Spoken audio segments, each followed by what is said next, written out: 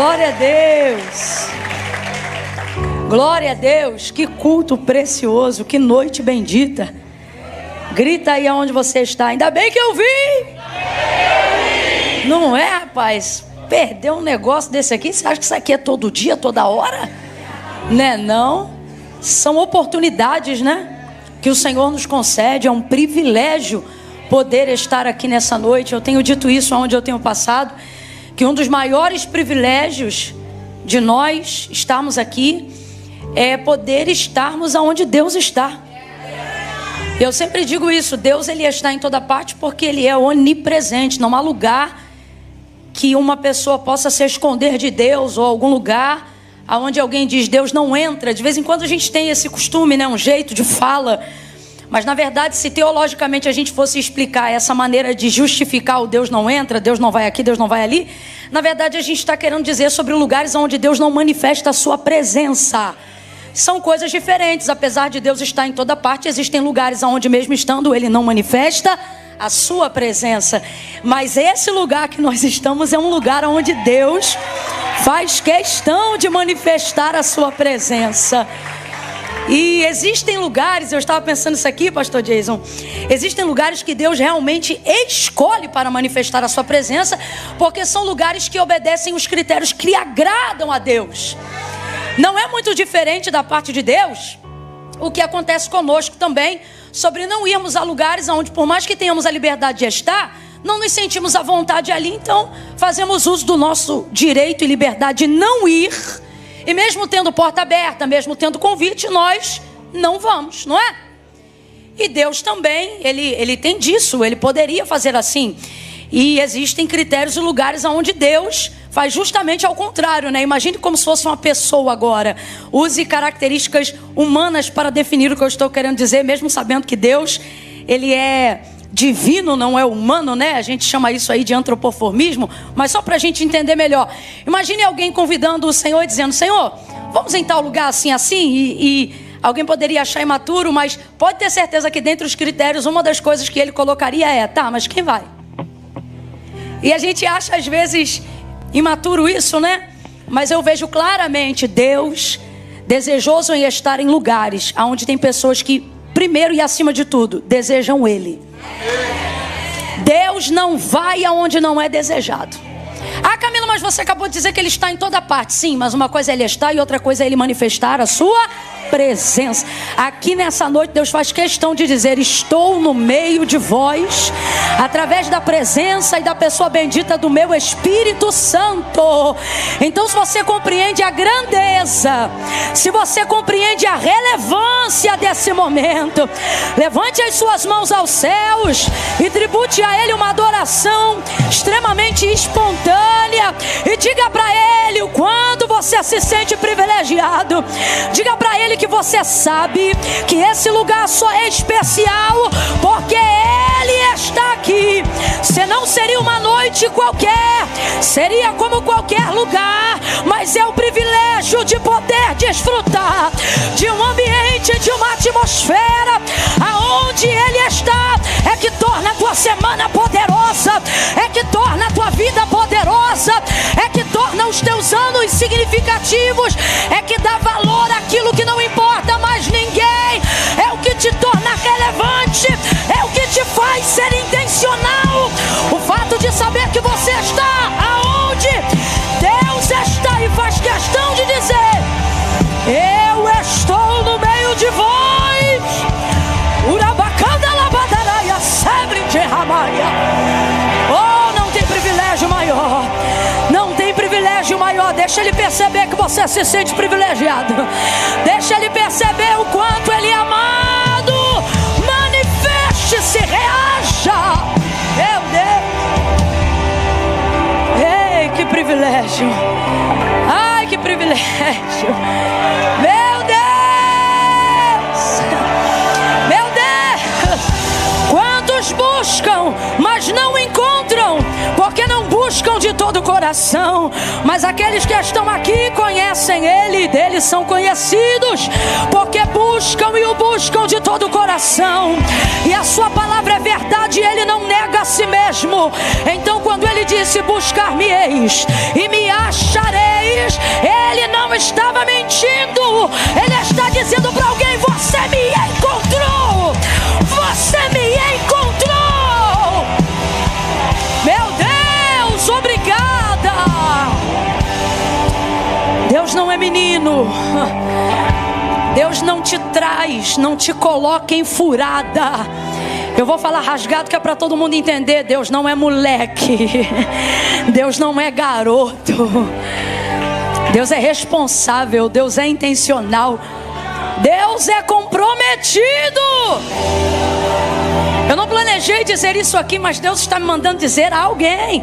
Quem tem ouvidos, ouça o que o Espírito diz à igreja. Ele está dizendo: quando você se compromete comigo, eu me responsabilizo por você.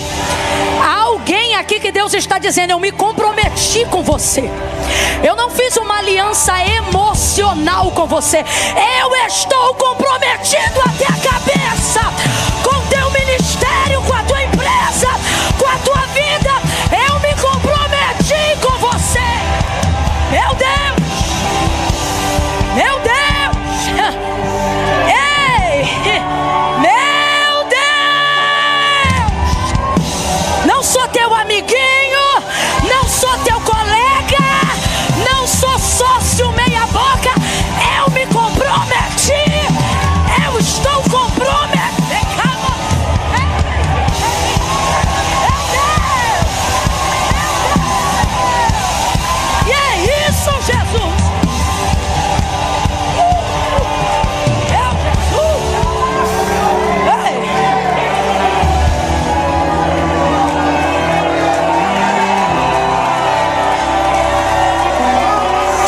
Não sou teu amante, não sou teu ficante. Eu sou noivo, eu sou de aliança, eu sou de compromisso. Eu me responsabilizo. Que isso? Te amamos, te amamos. Não sou como aquele progenitor que botou o sobrenome dele na tua certidão e só te vê uma vez por mês. Eu não sou como ele. Não sou como ele. Eu não sou como ele. Eu não sou como ele.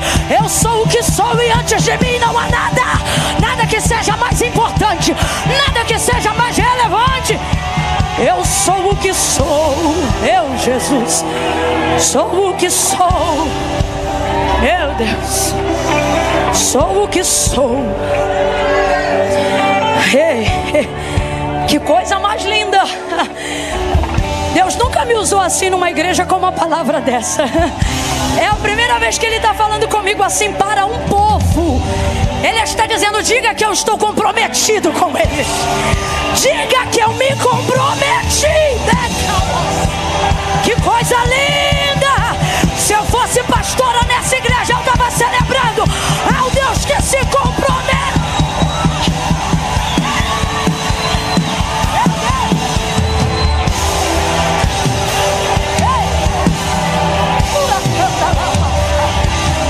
Santo de Israel. Aleluia. Aleluia. Glória. Você sabe que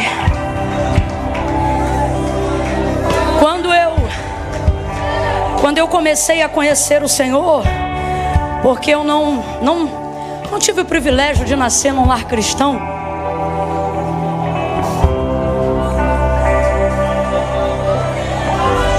E aí quando eu comecei a conhecer o Senhor, eu fui tão inundada da graça, do amor de Deus, que eu me lembro de querer que as outras pessoas fossem inundadas dessa mesma graça. E aonde eu passasse, eu queria que elas conhecessem esse Deus e se envolvessem com Ele e soubessem que elas não estão sozinhas, porque eu conhecia o Deus onipresente e compreendia isso que eu falei para vocês no início, Deus que está em toda parte. Mas eu ainda não discernia isso, que uma coisa é Deus estar e outra coisa é Ele manifestar a evidência da sua presença, da sua persona, né? São coisas diferentes. O próprio Jesus, mesmo consciente disso que nós acabamos de falar aqui, Ele mesmo vai dizer: aonde estiverem 2 ou 3 reunidos em meu nome, e isso ali estarei. E essa expressão mais próxima da tradução grega original significa: ali eu me manifestarei ou demonstrarei que estou. É o que nós falamos sobre a manifestação da presença. E aí o que acontecia? Eu, nesse afã de querer compartilhar Deus com todo mundo ao meu modo, eu me lembro que qualquer pessoa que eu visse numa posição de sofrimento, alguma circunstância difícil, eu queria na hora consolar essa pessoa. E aí eu sempre dizia assim para ela: Deus é contigo, Deus é contigo, Deus é contigo, Deus é contigo. Qualquer pessoa, eu sentia que a pessoa não estava bem, não fica assim, Deus é contigo. Aí um dia Deus disse assim para mim: para, porque eu não sou com todo mundo não. Cara, eu tomei um susto.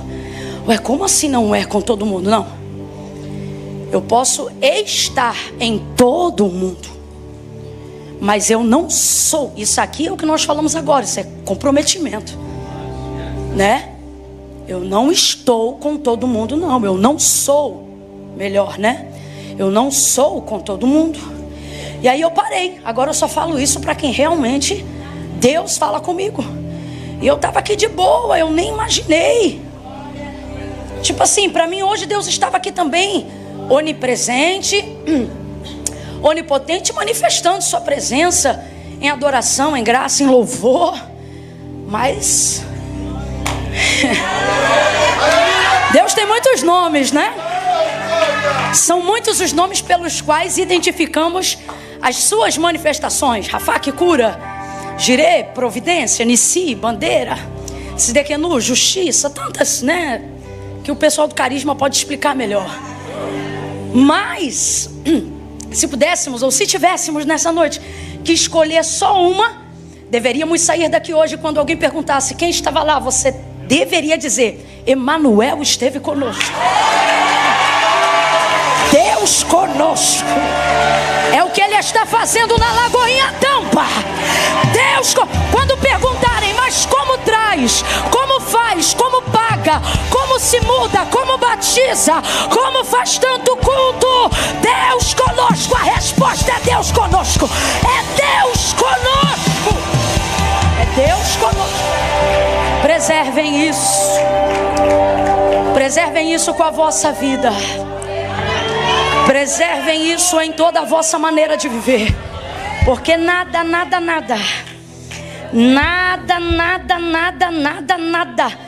vem comigo no coro e diz: nada. Olha para 2 ou 3 e diz: nada. Não tem dinheiro, não tem status, não tem prestígio, não tem talento, não tem posição. Nada é mais importante, nada é mais edificante. Ou você acha, é sério, você que está nos visitando hoje, é sério que você acha que esses crentes aceitam de maneira passiva serem chamados de loucos só porque são bonzinhos? Não é.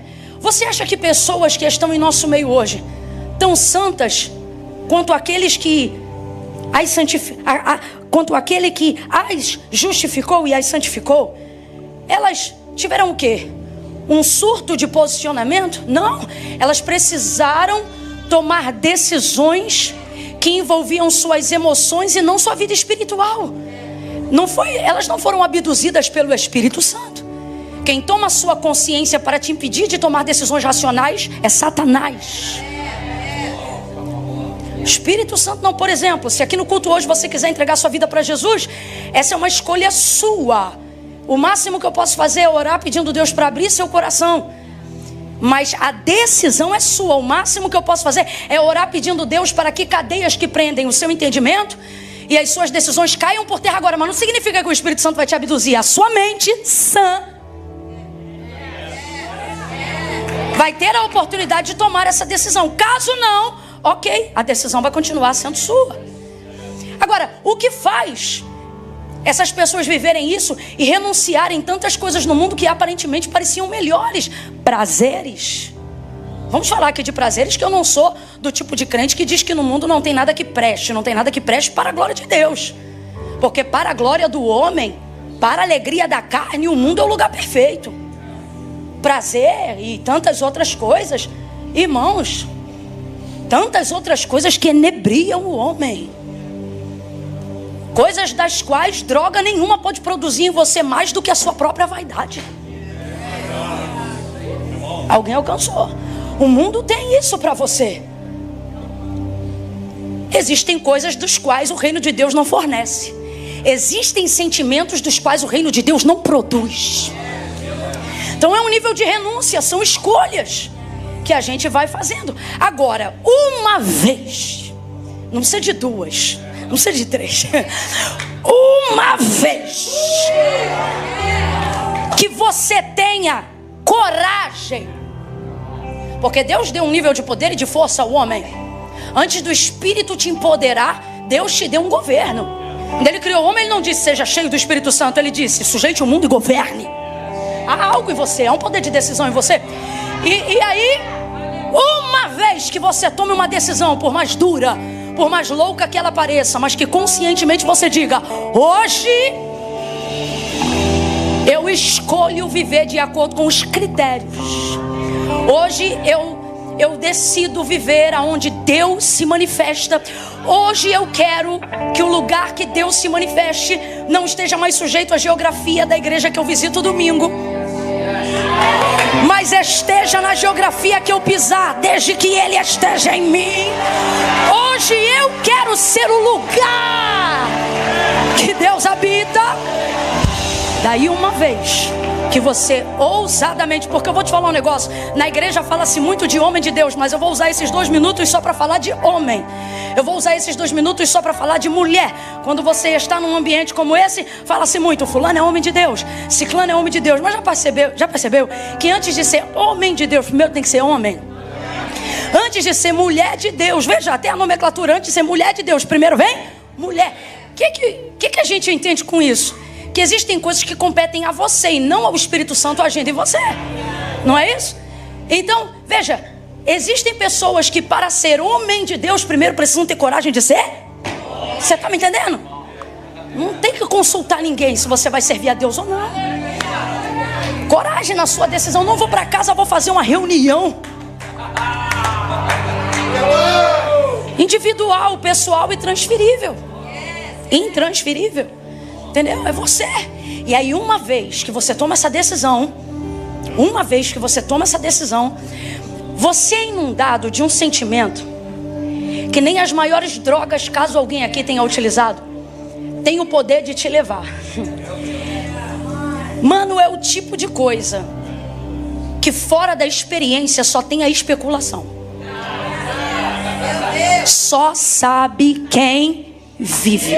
Por isso Deus é muito claro na maneira como você deve conhecê-lo. Não sou eu que digo como você deve conhecê-lo. É Ele mesmo que adverte em sua palavra a maneira como Ele deve ser conhecido o seu. E usando a boca de Davi, Ele vai deixar claro para nós dizendo assim: provai e vede. Sabe o que Ele está dizendo? Experimenta. Você só vai conhecer se você experimentar. Quem aqui já viu alguma comida, algum alimento que olha, a aparência talvez não seja boa, ou a aparência seja boa, tanto faz. Você olha para a aparência, mas é o tipo de coisa que você decidiu rejeitar por algum motivo. Ou pela experiência que alguém teve de que comeu e não gostou. E aí a pessoa diz para você: não, cara, tal coisa eu não como, é muito ruim. Você já teve resistência em provar alguma coisa por causa das experiências dos outros que disseram que provaram e não gostaram? Fala a verdade, nunca teve nenhum alimento que apareceu para você e você disse: não, isso eu não como. Por quê? Porque é muito ruim. Aí a pessoa diz: mas você provou? Não, mas todo mundo que prova diz que é ruim. Aí você já fica com aquela ressalva. É ou não é?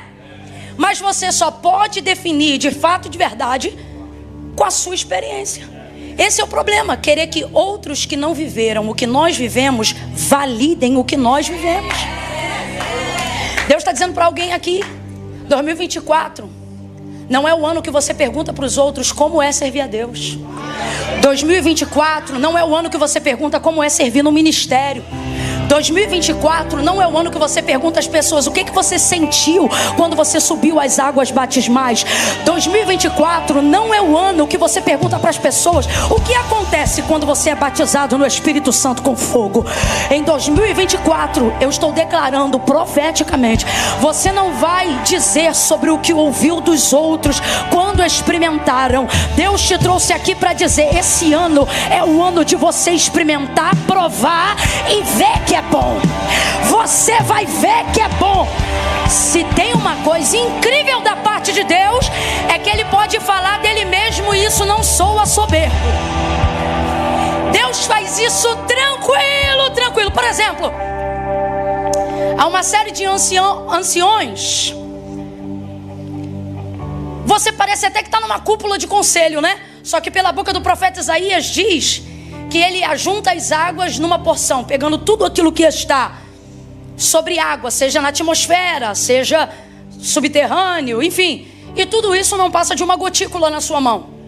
E que ele toma decisões sem pedir conselho. É interessante demais um Deus que se relaciona com todos e não precisa da opinião de ninguém para nada. Não é interessante isso?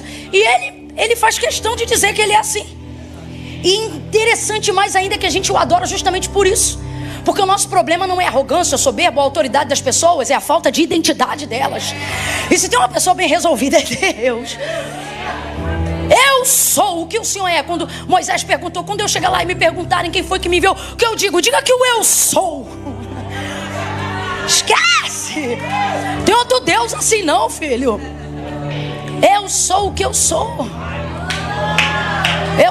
Eu sou aqui num primeiro ponto, é claro, que é a definição ao Deus dos vossos pais, o Deus de Abraão, diga que sou eu, né? Mas também significa uma série de outras coisas. Eu sou o quê? Eu sou o que você precisar que eu seja desde que você esteja aonde eu te chamei para estar. Por exemplo, para Moisés, eu sou o quê? No caminho, na conquista de Canaã. Eu sou o quê? Eu sou maná que desce do céu, eu sou água que sai da rocha. Não é isso? Eu sou vento que sopra do outro lado do mar, para quando você abrir o lado de cá do cajado, o de lá já está pronto. Eu sou o que você precisar que eu seja, desde que você esteja exatamente aonde eu te enviei.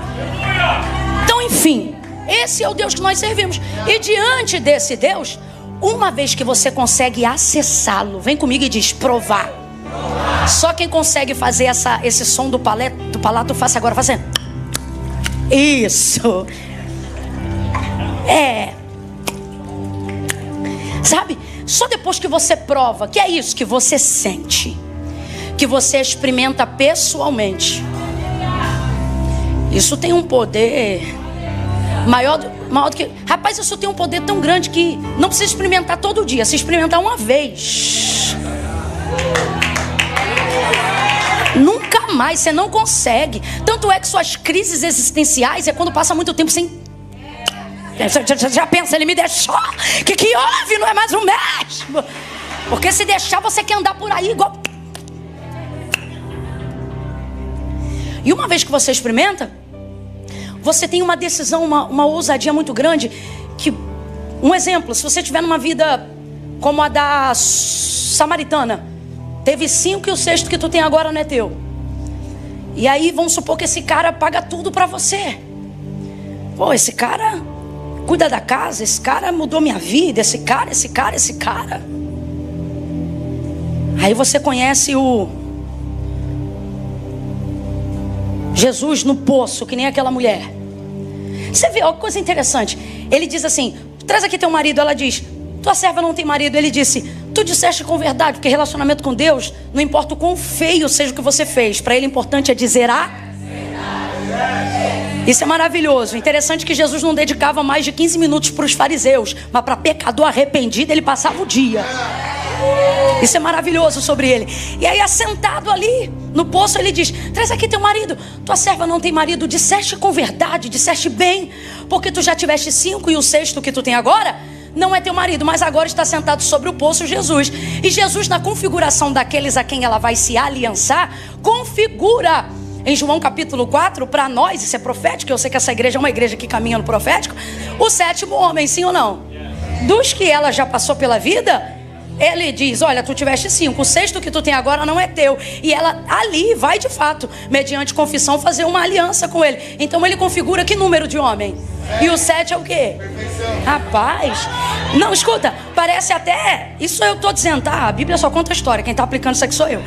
O que o texto está dizendo, o que eu vejo o texto dizer para mim, que vejo dessa maneira, é Deus dizendo assim: tudo que você rodou, tudo que você tentou, vou falar como se ele tivesse voz agora, nesse aspecto. Você estava à minha procura.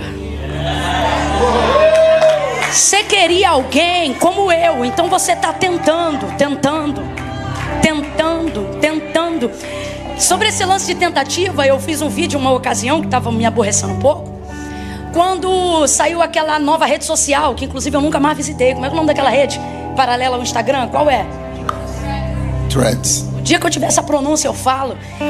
E aí saiu essa rede. Aí todo mundo: isso não é de Deus, não sei o que, não sei o que lá, não sei o que lá. Rapaz, se a gente entrar no isso não é de Deus, tudo isso é do mundo. A primeira coisa que você tem que fazer é excluir todos os seus perfis. Você tem que sair do WhatsApp. Mano, isso tudo é do mundo, a roupa que você está usando. E deixa isso para outro dia, que isso dá pano para manga. Essa é uma discussão antiga. Mas enfim, o que eu estou querendo dizer? Quando saiu, foi um burburinho, um comentário por causa do raio do arroba, que passa 3 vezes no formato de 6. Não é isso? E aí a gente já associa isso imediatamente ao quê? Isso, pessoal que faz carisma, né? E aí aquela discussão, porque eu entrei e o povo adora discutir. Rapaz, você não tem tempo pra nada, mas pra cuidar da vida dos outros a gente sempre arruma um tempo, né? Aí começou uma discussão. Me lembro que eu estava no aeroporto. Eu não sou muito de rede. Você vê que eu sou bem esporádica, a não ser que eu esteja envolvida num projeto de mentoria, um treinamento, alguma coisa. E aí, tô eu, rapaz, mas de boneca, cara inchada do jeito que eu tava. Eu botei o telefone, falei: meu irmão, e pá. Só não fiz igual o pastor Silas no final, descasquei e disse: Deus abençoe o Brasil. Mas o resto, meu irmão, eu vim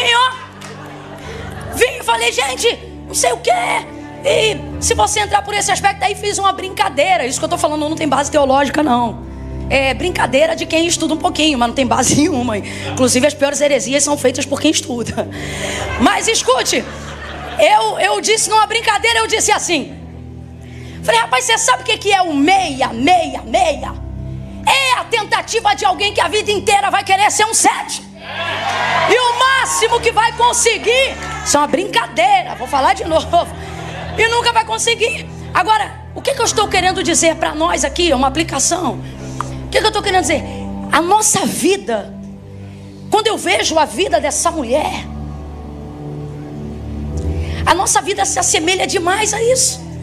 Tentativas de ser feliz, tentativas de acertar.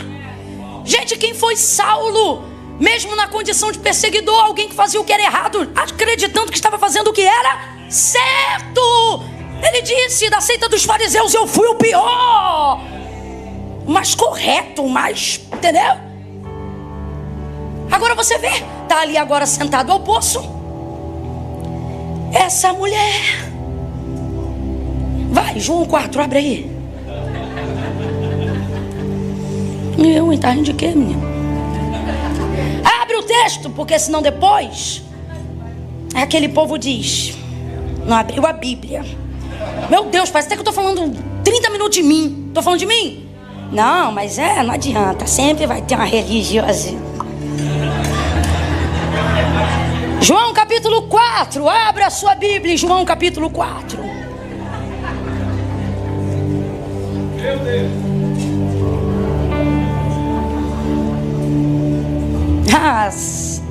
Se você achar que eu vou começar a pregar agora, você tem problema. Você precisa de ajuda terapêutica, acompanhamento. Você precisa de substância neural. Meu Deus, Deus está falando esse culto inteiro. Palavra cantada, palavra pregada. Ninguém abriu a Bíblia, é isso? Ah, tá. Gente, vamos embora voltar a fazer aquele barulho.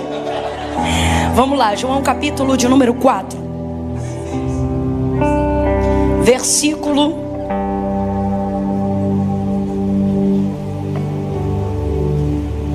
16 em diante. Diz assim o texto: Disse-lhe Jesus: vai, chama o teu marido e vem cá. Respondeu ela: não tenho marido. Disse-lhe Jesus: tens razão em dizer, não tens marido, pois já tiveste 5, e o que agora tens não é teu marido. Isto disseste com verdade, o que você acabou de dizer é verdade. Vou ler aqui para todo mundo ficar na mesma versão. Vai. Disse a mulher: Senhor, vejo que é profeta. Vai. Nossos antepassados adoraram neste monte, mas vocês, judeus, dizem que Jerusalém é o lugar onde se deve adorar. Jesus declarou: creia em mim, mulher. Está próxima a hora em que vocês não adorarão ao Pai nem neste monte, nem em Jerusalém. Vocês samaritanos adoram o que não conhecem. Nós adoramos o que conhecemos, pois a salvação vem dos judeus. No entanto, está chegando a hora, e de fato já chegou. Olha para o teu irmão e diz: já chegou.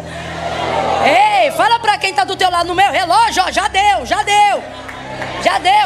Em que os verdadeiros adoradores adorarão ao Pai em espírito e em verdade. São estes os adoradores que o Pai procura. Deus é espírito e é necessário que seus adoradores o adorem em espírito e em verdade. Disse a mulher: eu sei que o Messias, chamado Cristo, está para vir.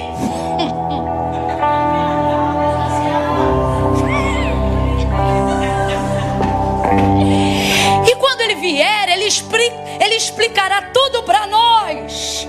Então Jesus declarou: eu sou o Messias. Eu que estou falando com você. Pode parar por aí que na parte dos discípulos já entra carne, vai. Estou brincando, mas até aqui. Jesus disse: sou eu que falo com você. Olha a situação dessa mulher. Jesus sentado sobre o poço. Ele que é a fonte, sentado sobre o poço. Sentado sobre o poço, chega ela, alto do meio-dia, horário que não é comum. É o constrangimento dela que faz a agenda dela. Esse horário não é hora de pegar água. Quem está entendendo, diga amém. Presta atenção, meio-dia não é hora de pegar água. É costume das mulheres pegarem água. Essa tarefa é delas.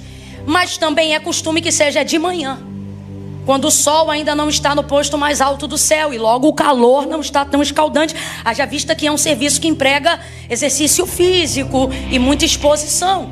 Então esse não é o horário comum. E por que ela vai nesse horário? Ora, você não lembra? Depois que ela encontra Jesus e ela volta dizendo: vem ver se esse homem que eu encontrei não é profeta, não é o filho de Deus, porque ele disse todas as coisas que eu faço. Aí o povo disse que vai ver Jesus porque ele falou das coisas que ela fazia. Logo, se esse é o testemunho dela, significa que o que ela fazia todo mundo. Então qual é a situação dela? Uma mulher constrangida, uma mulher que está fazendo errado e que sabe que é errado. E não importa o quanto você tente normatizar o que é errado, o constrangimento não sai dali, porque o cérebro não foi programado para o erro. O cérebro, isso é divino. Você pode perguntar isso para qualquer neuro. Ele, quando acontece algo, é um defeito, ou neural, ou quimicamente substancial. A programação de um cérebro não foi feita para o erro. Por que uma pessoa desenvolve um tique de mentira? Tique, um jeito. Por que não... como é que chama aquele negócio que afere a mentira? Polígrafo, não? Alguém sabe dizer? É polígrafo, não é que algumas agências especiais utilizam? Por que aquilo de fato e de verdade não garante 100%, mas garante um apontamento ou um nível de instabilidade para quando uma pessoa que, por mais que seja especialista em mentira, evidencia algum sinal? Ah, Camila, mas tem gente que consegue enganar até o polígrafo. Esta pessoa criou um mecanismo para enganar. Por quê? Porque o cérebro não foi programado para programar o que é errado. Então todas as vezes que ele faz isso, ele precisa desenvolver uma válvula, um escape para trazer manutenção àquilo. Então o que eu estou querendo dizer? Ao longo da nossa vida, quando não queremos tomar as decisões que eu falei no início, quando nos falta a coragem para fazer o que precisa ser feito, quando estamos na busca do que acreditamos ser a felicidade, o propósito ou a razão da nossa vida, mas sobre a justificativa de falta de oportunidades ideais para viver a vida ideal, eu começo a me associar a pessoas erradas, a assinar contratos errados, a me submeter a subornos e a tantas outras coisas erradas. Por mais que eu tente normatizar aquilo para me beneficiar da mentira, a verdade é que a mentira, o engano não beneficiam. Eles vão gerar em você uma série de tiques, uma série de problemas, uma série de falhas, de tal forma que a vida que você acha que hoje vive e é livre, na verdade ela é uma agenda programada e ela é governada pelos seus sentimentos mais ocultos. Veja o texto. Ela chega no alto do meio-dia, um horário que eu já disse que não era comum. Por que ela faz isso? Motivação de constrangimento. Porque se é um horário e é um costume e as mulheres se encontram, inclusive esse é um momento de, tá me entendendo? De conversa, de fala. O irmão é mais crente do que eu, ele falou em comunhão. Eu confesso que eu pensei outra coisa. Aquela hora, sabe, entendeu? De comentar da vida dela. É aquela hora de comentar do que ela faz. E justamente por isso ela não vai na hora que todo mundo vai. Seria belo se pudéssemos dizer isso para falar que ela ou não se mistura, ou isso ou aquilo, mas a gente sabe a verdade. A verdade está no próprio texto. Depois que todo mundo acompanha ela ao poço para ouvir Jesus, todo mundo diz: nós viemos porque ela disse o que tu falou dela. Ou seja, todos nós sabemos que sou um profeta. Poderia revelar a situação da vida dela. É uma vida oculta, é uma vida obscura, é uma vida mentirosa, é uma vida de engano. Então essa mulher vai lá no poço buscar água essa hora, motivada por constrangimento. Eu quero evitar olhares, pessoas, contatos. E essa é a desgraça do desgraçado pecado. Ele te leva para lugares que você não quer ir, em consequência do que você fez. O próprio fato de Jesus pisar em Samaria sendo judeu mostra na conversa dela com Jesus que ela queria o perdão verdadeiro. Ela queria, anela uma motivação de sair dessa vida, mas ela não consegue. Por quê? Porque dentro daquela liturgia, daqueles dias antes do Messias, olha a conversa dela com Jesus. Ela já percebe que ele é profeta porque ele diz assim: chama o teu marido. Gente, Jesus sabia ou não sabia que ela não tinha marido? Sabia ou não sabia? Ele quando é bom, mas quando ele é terrível, ele é melhor ainda. Ele sabia, mas ela precisava confessar. Porque o que liberta você das decisões que você precisa tomar, do pecado que você precisa renunciar, não são as justificativas que você dá porque está em pecado. É a sua coragem de confessar que está, não preocupado em se justificar no porquê entrou. Ah, mas é que eu fiquei viciado porque eu tive um pai assim, uma mãe assim.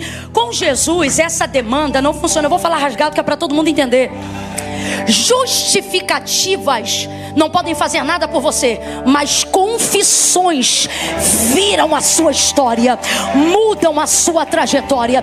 Aquele que confessa e deixa alcança.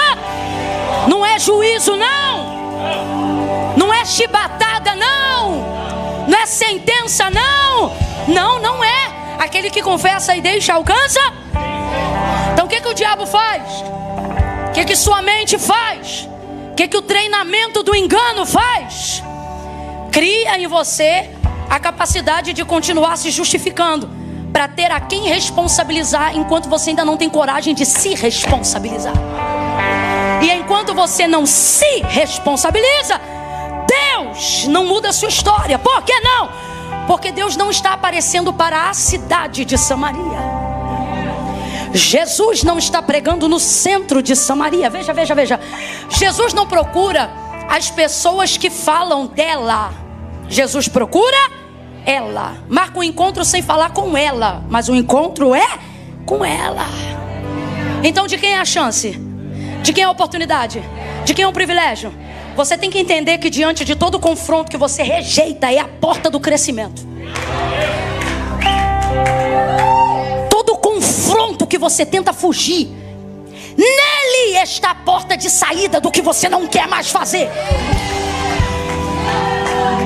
Olha para alguém agora e diz: se a porta, não, diga: se a porta do confronto abrir para você, passa por ela. Deus está dizendo, porque aquele que a si mesmo humilhar, não tem essa história de que os humilhados serão exaltados. Isso não está na Bíblia não, filho. Isso é invenção de quem não aguenta se responsabilizar. Isso é conversa de quem não aguenta descer.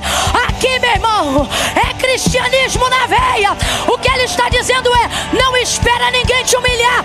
Desce primeiro, confessa, fala o que você tem que falar e viva o que só a chave da confissão pode fazer. Eu vou gritar confissão e você vai dizer: é a chave. Amém ou não amém? Eu disse confissão. Confissão. Confissão. Escute isso. Tem alguém aqui agora que se pergunta dizendo assim: Camila, isso é como deveria ser. Mas a verdade é que não percebo evolução, transformação e tratamento verdadeiro nas pessoas que foram descobertas dos seus pecados. Elas ficam envergonhadas, elas são humilhadas, elas se tornam uma matéria da fofoca, elas vão para o último banco da igreja. Então o que você está falando não procede na realidade com o protocolo do que deveria ser. E aí eu vou corrigir. É exatamente como você falou. Eu não estou falando dos pecados descobertos. Eu estou falando dos pecados. Eu vou falar algo que diz respeito a todo e qualquer pecador, a começar por mim. Todo e qualquer pecador tem duas oportunidades diante de si: há de ser um pecador confesso ou um pecador descoberto. Mas não ficará não fica. Pode durar 10, 20 anos, irmão, não fica. Até o mundo sabe disso. William Shakespeare tinha uma frase. Tem, porque esse é o bacana de deixar um legado de conhecimento. Palavras e etc. A pessoa vai, mas as palavras ficam, né? Paulo dizia: eu estou preso, mas a palavra está livre. E é verdade. E o que ele, estou usando um exemplo de alguém que não é cristão. Olha o que ele dizia: a alma não oculta segredos que a conduta revela. Foi aquilo que eu te falei. Teu corpo não foi programado para a vida de pecado, para coisa errada, para nada daquilo. Então todas as vezes que você entupir sua alma disso, vai transbordar por algum lugar, porque você não consegue ser a contenção necessária para isso. Vai vazar. Uma hora vão... Ei!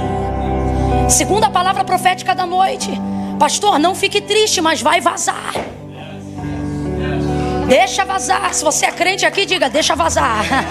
Deixa vazar. Eu me lembro que logo no início eu fazia parte de uma igreja muito pequena. E sendo treinada ali, eu me lembro que por orávamos muito. Quando eu digo orávamos, é a igreja mesmo. A igreja, uma das marcas da igreja é aquela coisa de chegar uma hora antes do culto e de joelho uma hora antes de começar o culto. Esquece. Quando o culto começava, já tinha começado. Tá me entendendo? Era esquece. E aí, dentro desse contexto, a gente orando, começamos a orar e a pedir: Senhor, santifica. Rapaz, mas foi a gente começar a orar, começou a pipocar pecado para tudo que é lado. Aí eu me lembro que as outras igrejas vizinhas passavam na porta da nossa igreja. E uma vez eu vi chegarem para a dirigente de um dos cultos que nós participávamos e falar assim para ela: vocês oram tanto, né? E eu só vejo o pecado pipocando nessa igreja. Eu nunca mais esqueço da palavra de sabedoria daquela mulher. Ela olhou para ela e disse: vai continuar vendo enquanto vê a gente orando. Por quê? Aí ela disse assim: porque aqui não fica porque a gente ora. Eu achei aquilo, é tão simples, mas é tão profundo. Ela estava querendo dizer: Deus só está respondendo a nossa oração. Então vai vazar. Se o trabalho for sério, vaza. Se o altar for santo, vaza. E não precisa de 1000 orando, não. Se aquela dali que eu estou olhando orar, estou com medo dela. Eu já vou chegar confessando tudo para ela. Se eu puder apertar a mão dela antes do culto acabar, eu já vou dizer: então, quando eu tinha 12 anos de idade, eu vou entregar tudo. Então veja, não são as justificativas, são as confissões. Aí você tem referências de pessoas que ficaram caídas, porque uma outra coisa que está acontecendo é que as pessoas estão chamando de queda decisões. Eu vou falar rasgado que é para todo mundo entender. De repente você tem um amigo que vive como quem serve a Deus, em santidade, em profundidade. Daqui a pouco você descobre que aquele cara ou aquela mulher tem caso 10 anos com uma outra pessoa que era da igreja vizinha ou da igreja. E aí diante disso você diz, meu Deus, aí olha como é que as pessoas compartilham uma notícia. Fulano caiu. Isso não é queda, não. Isso é uma decisão. Aí a pessoa quer, depois que foi descoberta, quer dizer, não, cadê a misericórdia? Cadê o amor? Cadê a compaixão? Vocês vão ser provados demais nesse tema. Vocês não estão entendendo, não. Cadê a compaixão? Irmão, compaixão tem em nós. Só não fica esperando que aquilo que só vem de Deus e não de nós. Irmãos, graça vem de Deus e não do homem. Dom vem de Deus e não do homem. Porta quem abre é Deus e não o homem. Porta que o homem abre, o homem fecha. Porta que Deus abre, só Deus fecha. E se Deus quiser fechar a porta de quem um dia, ei, aí é com Deus. Só que as pessoas misturam tudo. Agora, talvez você nunca saberá, mas pegue réus, confesso. Até no jurídico, se tiver algum advogado aqui, eu não sei se a lei aqui é diferente do Brasil, mas talvez nisso seja igual. O réu, confesso, ganha diminuição da pena e às vezes lhe é proposto até um acordo. Às vezes ele responde até em liberdade. Tudo porque ele... Você tá me entendendo? É diferente. Se o mundo, se o homem consegue entender que um flagrante não é como um réu, confesso, que fará o Senhor, que não tem justiça, é o justo. Então todas as vezes que você estiver diante de um confronto, que confronta a tua moralidade, que confronta teu status, teu prestígio, não fuja dele. Até porque eu vou lhe dizer uma coisa: se Deus usa uma pessoa com capacidade de ver, você vai se esconder de quem? Vou lhe dizer outra coisa: quando uma pessoa sabe, não é só ela que sabe. Vou lhe dizer a terceira coisa: dá continuidade a isso, é só destruir a si mesmo. Eu acho lindo, e é por isso que Jesus diz, disseste bem. Aí eu te pergunto, tá com um homem que não é teu, é bonito? Ih, ficou quieta. Ai.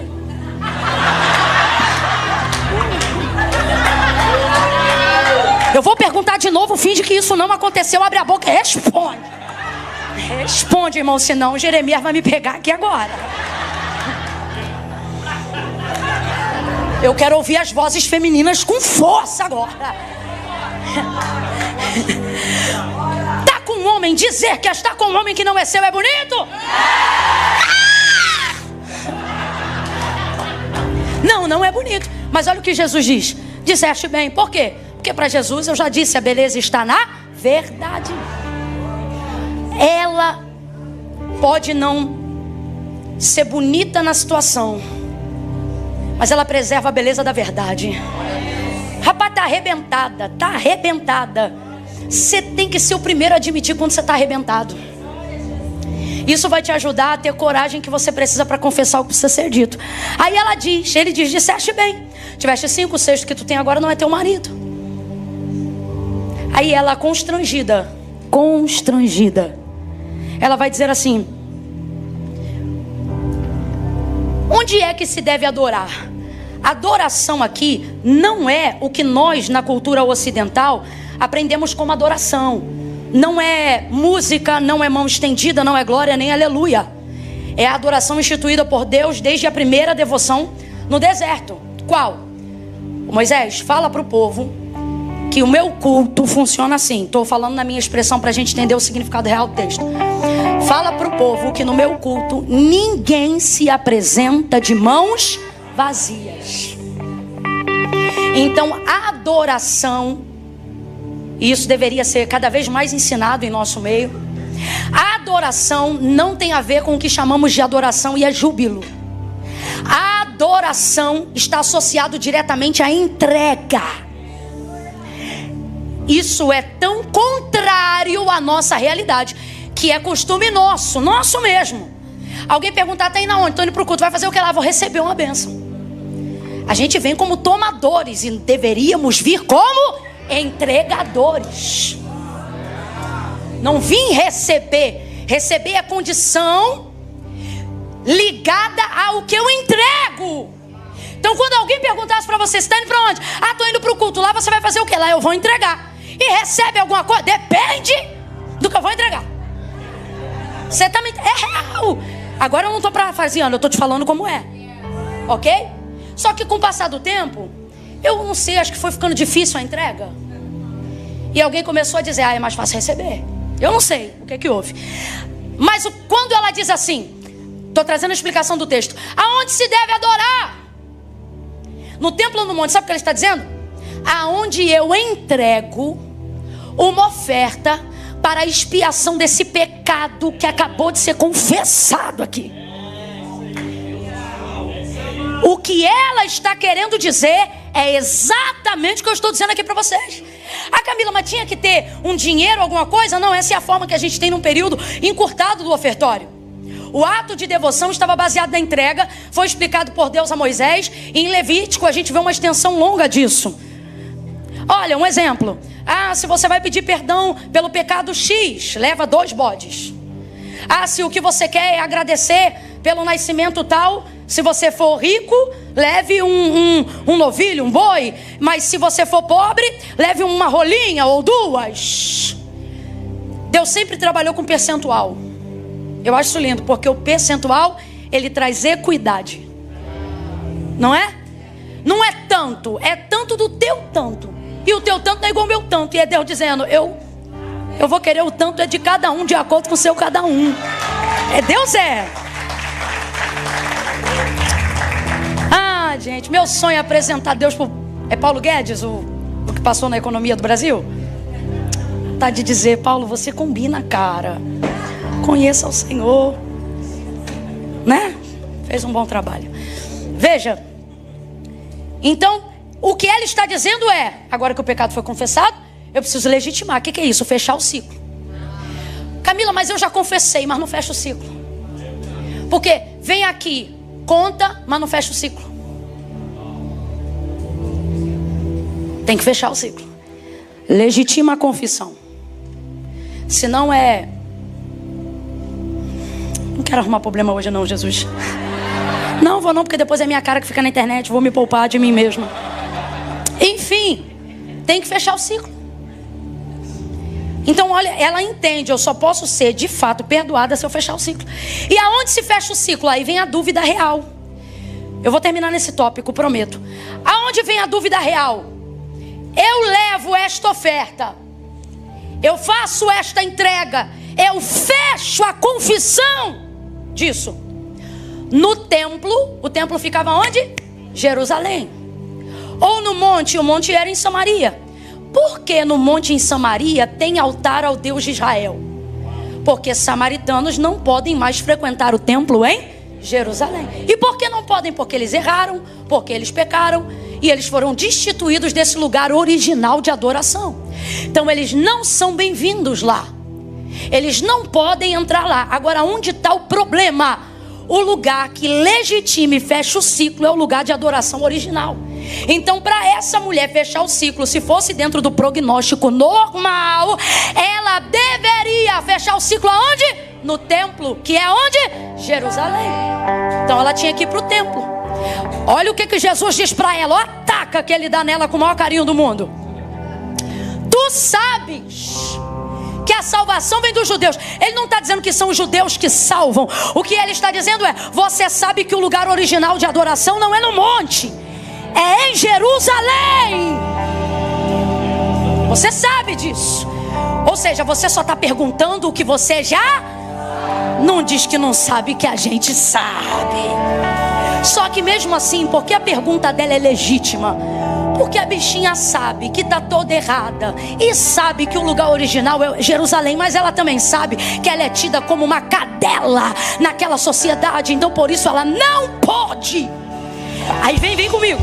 O que é que os samaritanos então fizeram? Já que a gente não pode adorar lá, porque não temos mais uma entrada original, não somos mais legítimos, vão criar um altar aqui. O que tem de gente fazendo isso? Já que eu não posso estar aonde é o lugar verdadeiro, vou criar um ambiente, uma rede de apoio. Ah, deixa isso para outro dia que isso é pano para manga. E era ali que eles faziam seus atos devocionais de adoração e de entrega. Só que vamos falar a verdade? O coração deles podia até estar em verdade, mas aquilo não era aceito, porque aquele altar não era verdadeiro. Eu vou te falar uma coisa difícil de se ouvir, mas importante de levar para a vida. Sua entrega, quando é verdadeira, precisa ser feita num altar, porque senão você pode ter a melhor intenção do mundo, a melhor oferta do mundo, a melhor entrega do mundo, o melhor dom do mundo, e isso será deturpado. Gente correta anda com gente correta, não anda com gente bem intencionada. Gente que faz o certo anda com quem faz o certo. Agora, qual era o caso dessa mulher diferente de nós, que hoje temos acesso mediante Jesus Cristo? Qual era o caso dela antes de conhecer Jesus Cristo? O caso dela era esse aqui, ó. Ó, Jesus respondendo para ela: tu sabes que a salvação é dos judeus, ou seja, tu tinha que fechar esse ciclo lá em Jerusalém, mas tu não pode entrar. Então a pergunta dela é isso aqui, ó: eu quero fechar, mas os judeus dizem que teria que ser no templo, mas no templo a gente não entra. Aí olha como Jesus vai responder, abre aspas, minha interpretação. O que ele está querendo dizer é filha de... ficou difícil para você, por quê? Porque no templo tu não entra e no monte é Deus que não recebe. Ele foi super sincero com ela, ó, o ciclo para fechar é em Jerusalém. Mas você acha que ele está em Samaria por quê? Samaria é território dos errados. E se eu te disser nessa noite que existe gente doida para se consertar, mas não tem acesso? Aí vai depender de alguém que não tenha tanta vaidade no prestígio religioso para pisar em alguns territórios de errados e arrumar o que está fora do lugar e dar uma chance para quem não teria chance nenhuma se não te conhecesse. Aí veja, no templo tu não entra, no monte é Deus que não recebe. Parece que se eu estou no lugar dela eu penso, é por isso que eu estou na vida errada mesmo. Dá vontade de voltar, ué, você pensa, não tem jeito. Mas Jesus continua. Porque Jesus não só dá jeito, como sempre traz um jeito surpreendente de dar jeito no que não tem jeito. Deus está mandando você ser usado agora como boca dele aqui. Levanta a mão direita o mais alto que você puder, vai, por favor. Coloca a esquerda na mesma altura, sem preguiça, vai. No 3, preste atenção, no 3, você vai abrir suas mãos ao redor do ombro que está ao seu lado. No 3, você vai... Meu Deus, aonde houver uma mão estendida, enche ela da unção que despedaça todo jugo nesta noite. Aonde houver uma mão estendida, enche ela de misericórdia e de esperança para levantar espíritos, almas que estavam desanimados, e que no toque dessas mãos uma porta seja aberta, uma saída apareça, um caminho se abra por intermédio das tuas mãos, em nome de Jesus. Preste atenção comigo. 1, quando eu disser 3, você vai colocar a mão no ombro do teu irmão e vai dizer para ele ou para ela: calma, tem jeito. Eu conto 2, prepara. Não importa qual é o vício, não importa se está no crack, não importa se fez a vida na mentira. Deus está dizendo: eu visito o teu DNA, eu visito a tua parentela. Eu vou em Singapura, eu vou no Brasil, eu vou na Ásia, eu vou no Japão, eu alcanço. Tu só precisa saber disso. 3, bota a mão no ombro e diz: tem jeito. Tu só bota a mão no ombro. Tem jeito. Jesus tem jeito. Ele é o jeito, ele é a porta, ele entra por onde você não imagina, ele vem por um caminho que você não espera. Tem jeito. Aperte a mão de alguém. Tem jeito. A Camila mais bebe muito. Tem jeito.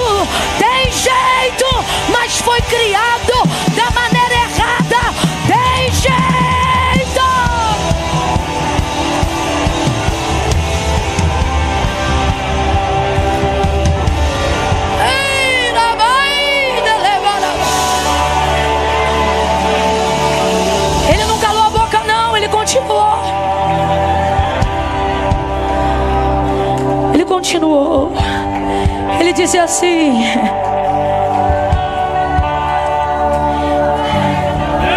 depois que ele diz para ela onde ela teria que fechar o ciclo, ela pensa que a resposta dele deixa ela sem saída, porque a grosso modo a resposta dele tinha que ser no templo.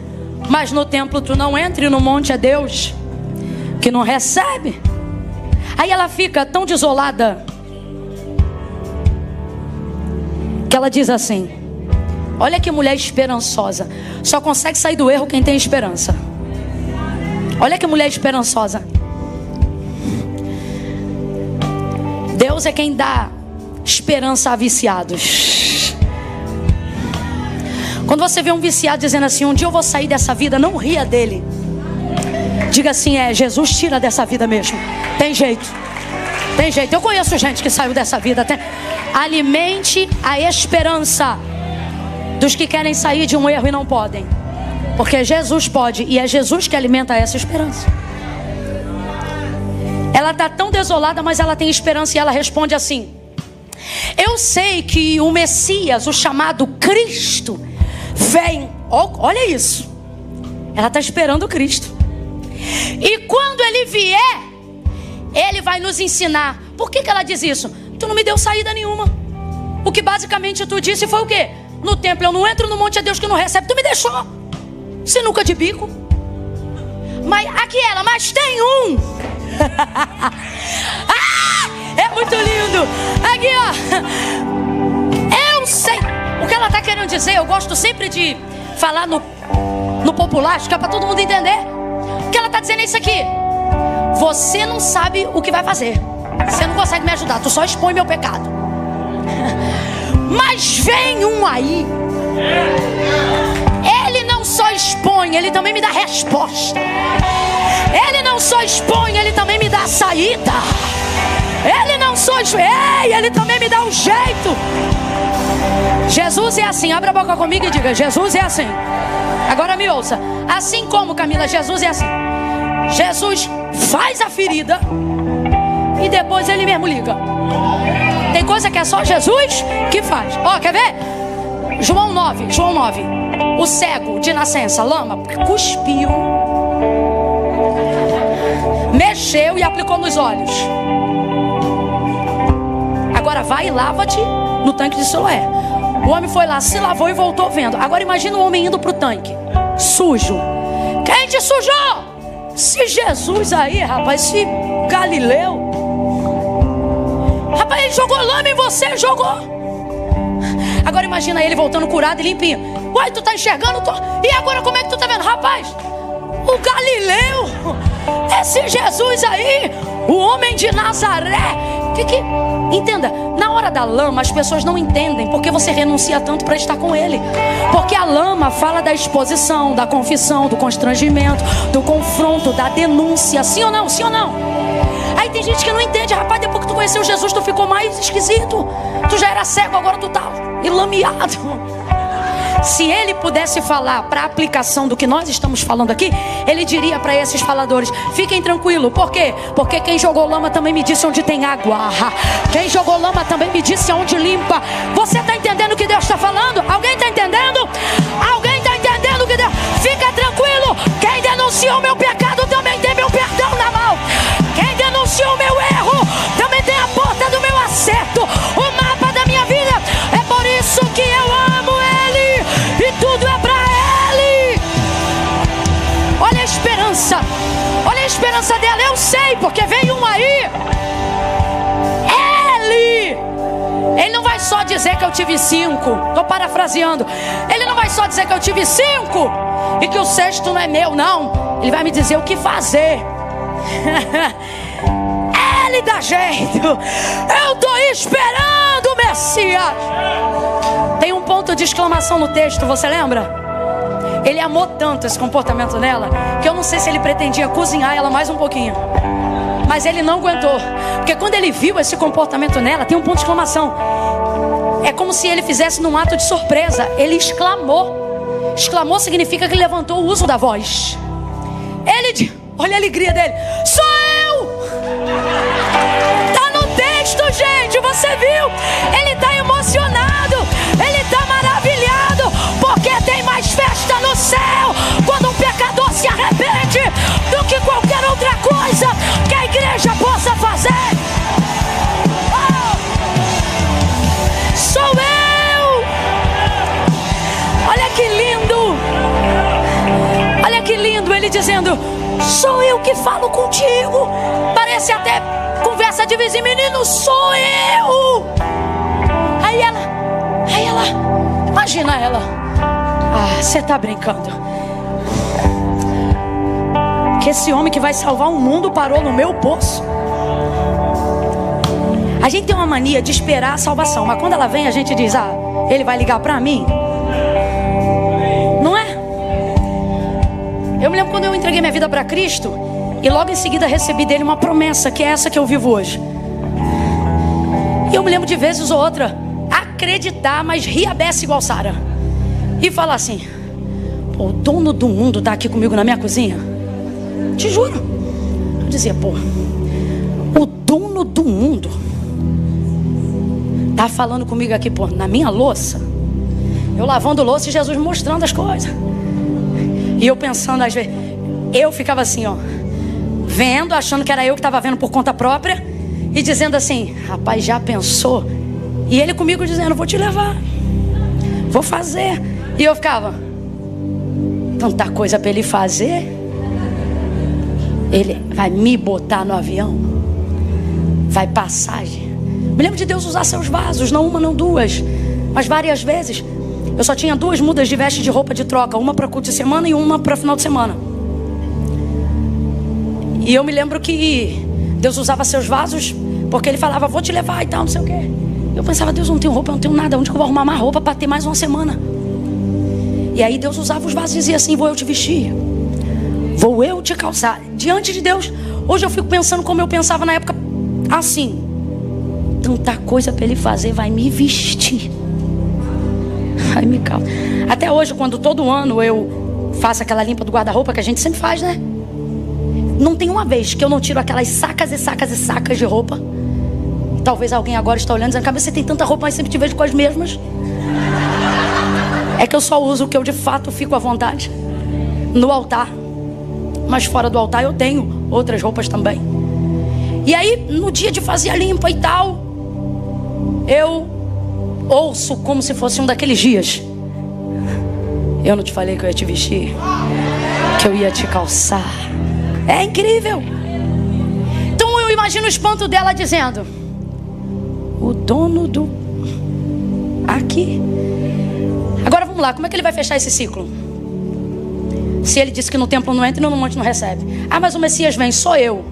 Sou eu. Ah, então acabou. Aqui, ó: sou eu que falo contigo. Só que Jesus não quebra princípios. Olha aqui pra mim. Ele até quebra protocolos, mas não quebra princípios. Ele até quebra burocracia, mas não quebra. Qual é o princípio?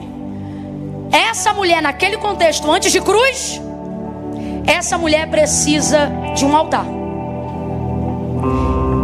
Por isso o encontro foi no poço de Jacó. Aqui está o testemunho de quem Deus é: o Deus de Abraão. Ela precisa de um cordeiro. Eis o cordeiro que tira o pecado do mundo, sentado no poço de Jacó, falando com ela. Imaculado, santo, santo, santo. Agora vamos lá. No básico, ela precisa de um sacerdote para a administração da entrega. Ela conseguiu um bônus. Ele não só é o sacerdote, como ele é o sumo sacerdote. O sacerdote dos sacerdotes está falando com ela naquele... Deus está dizendo para alguém: tu tens a minha atenção, então para de fingir que não tem e se entrega.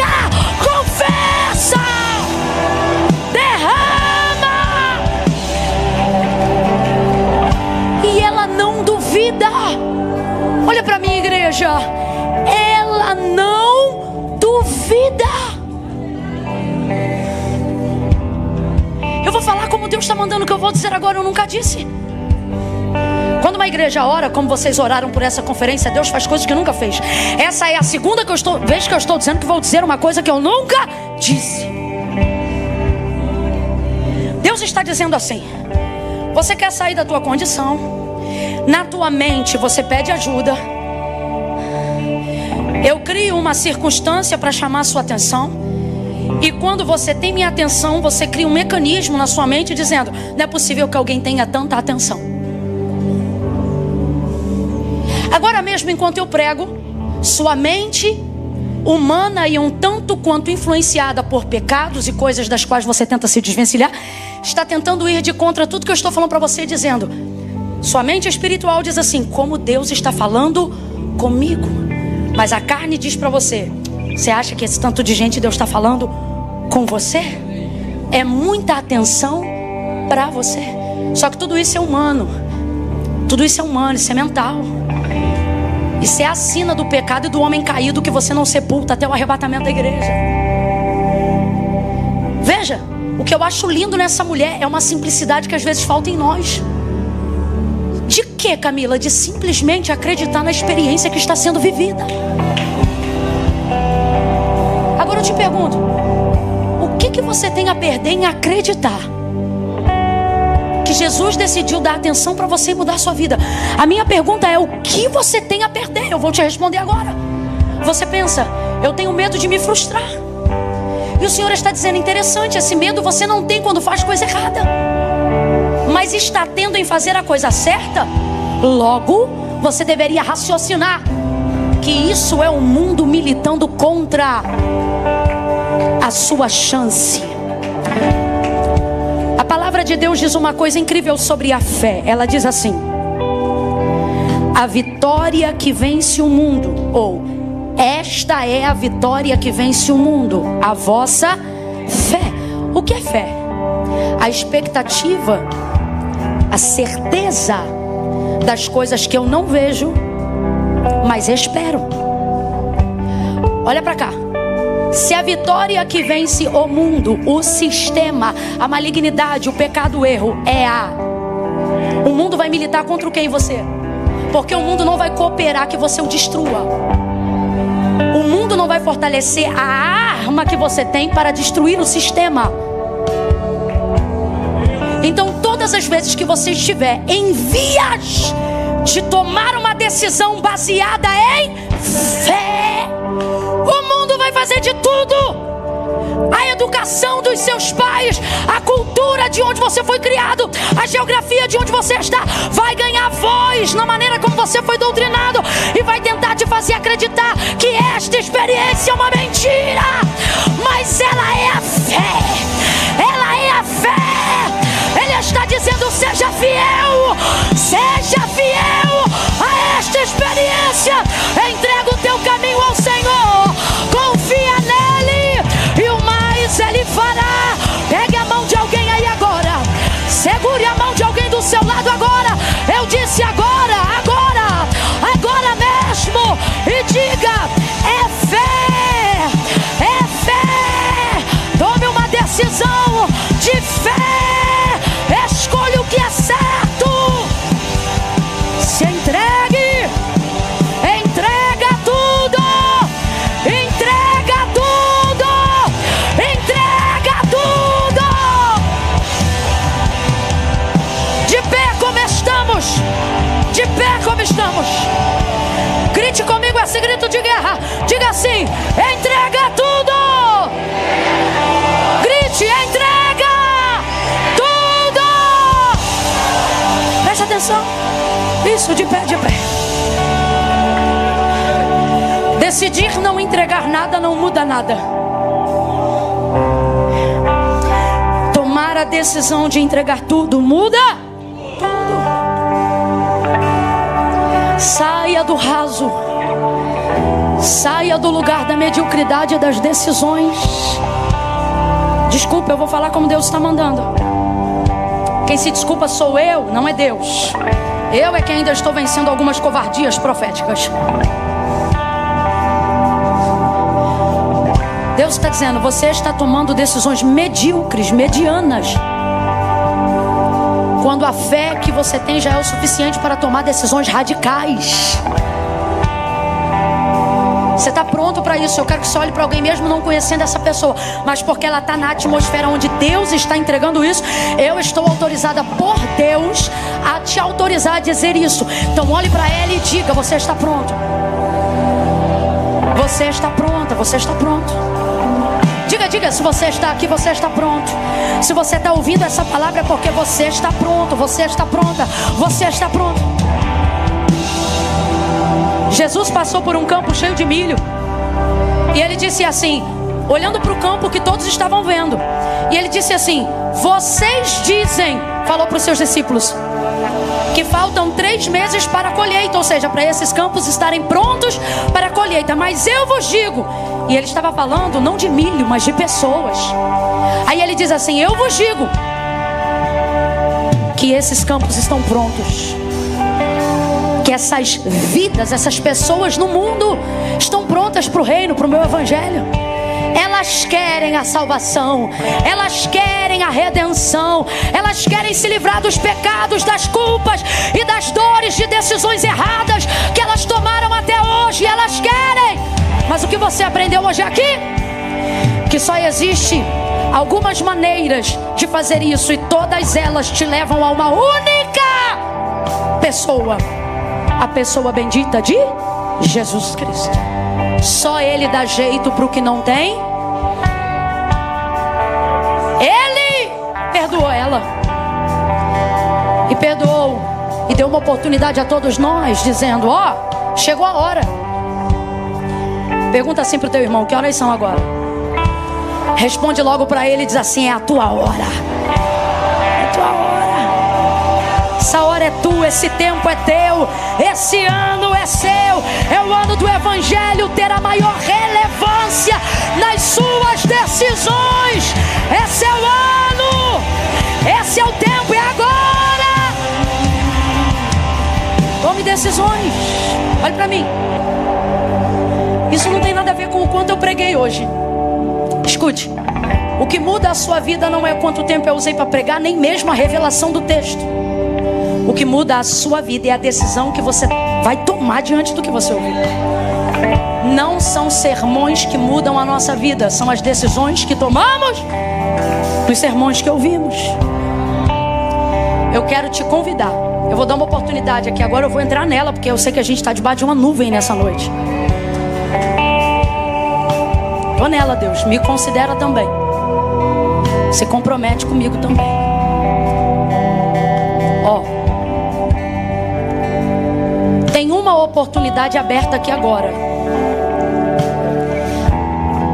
para quem já serve ao Senhor, frequenta a igreja, é um membro, é um pastor, é um pregador, é um servo da casa de Deus, é um homem de Deus, é uma mulher de Deus.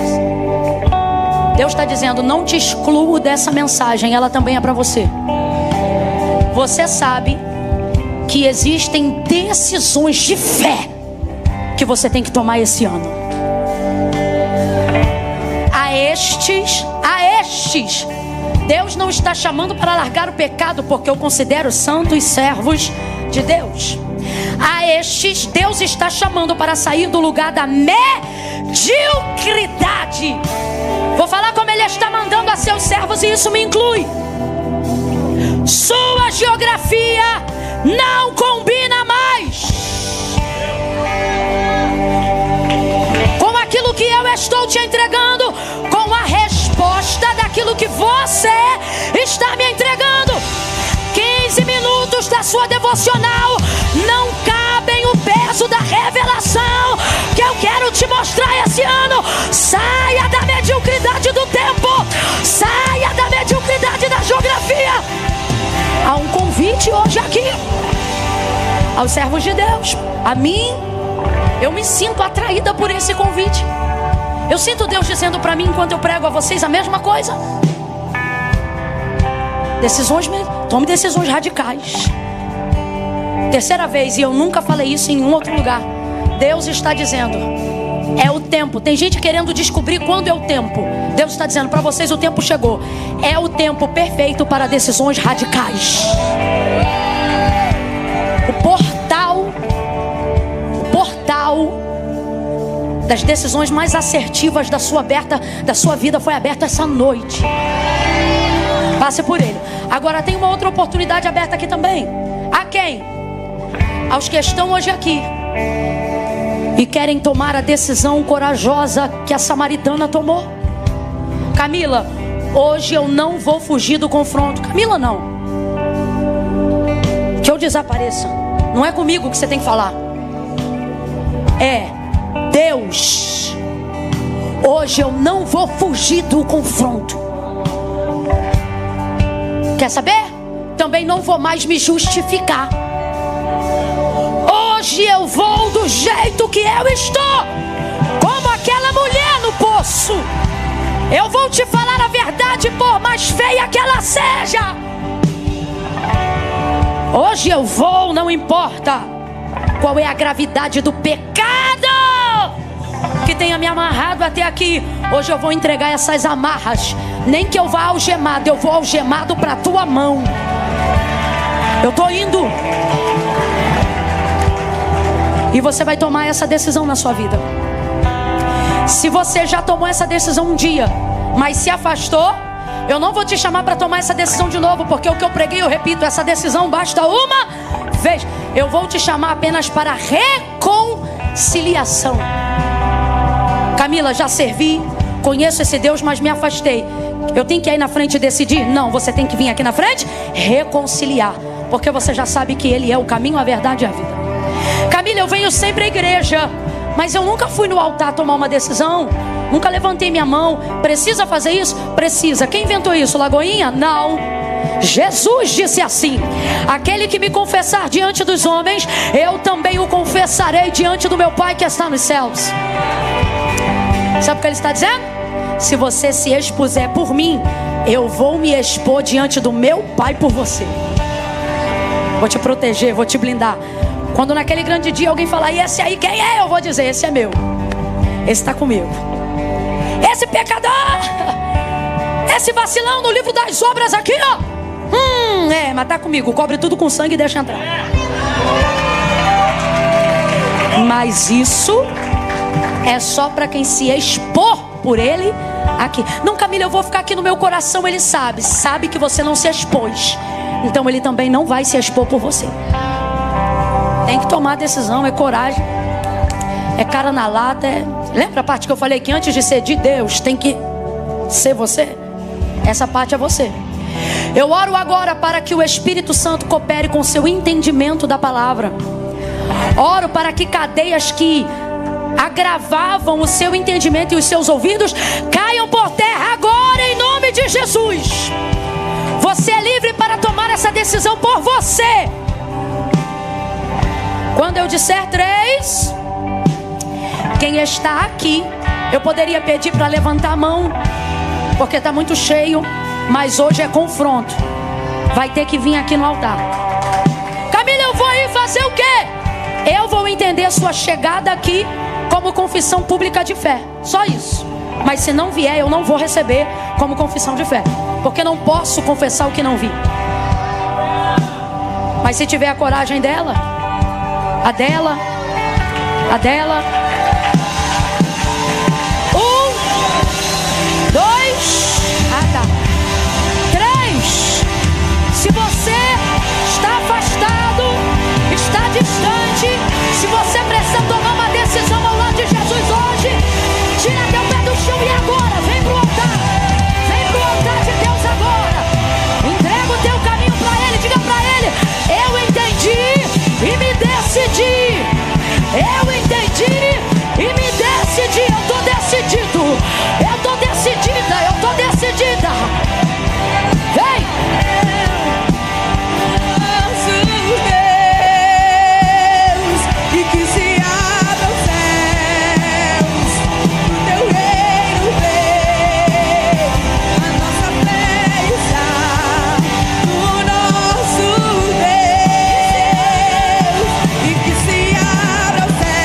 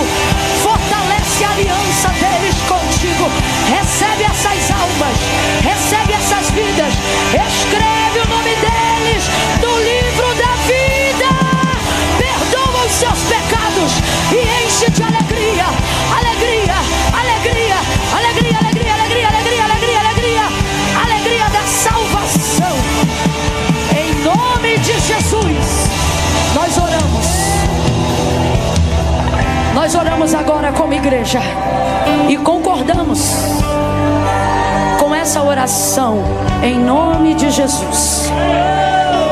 Diga amém. Amém. Diga amém. Amém. Quem está de joelho vai ficando de pé. Isso. Aleluia. Vai ficando de pé. Isso.